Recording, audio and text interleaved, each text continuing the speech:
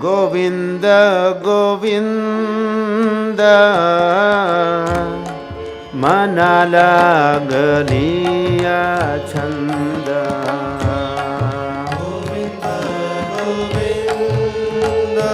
मराठी माणसानं म्हणा सवाईत काही आहे.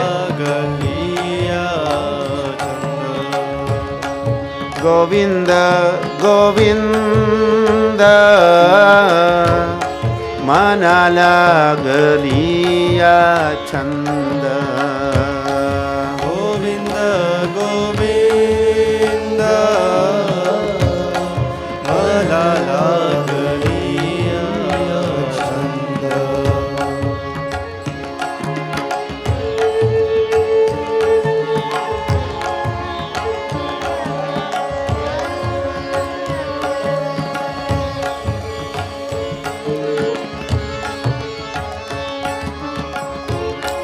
मग गोविंद ते काया. मग गोविंद ते काया. मग गोविंद ते काया. मग गोविंद ते काया.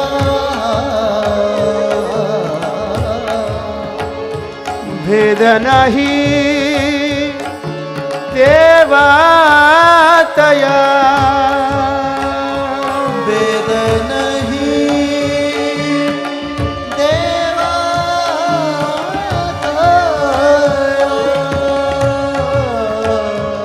भेद नाही देवातया. वेद नहीं देवतया.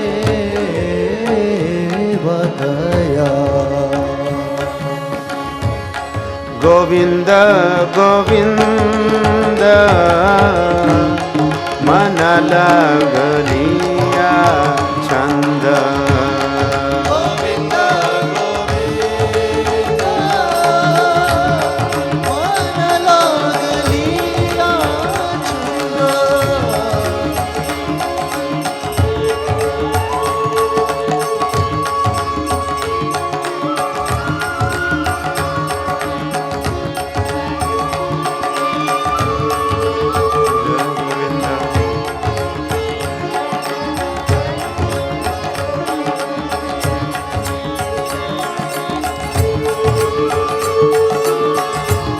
आनंदले मन.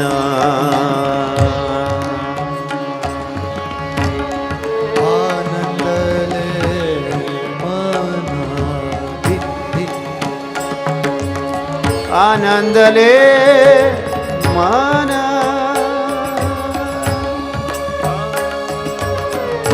आनंदले मन.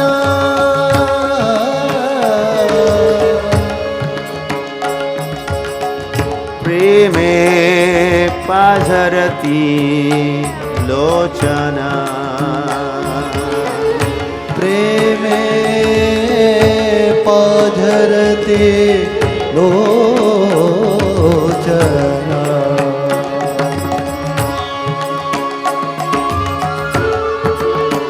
प्रेमे पाझरती लोचन. प्रेमे पाझरती लोचन.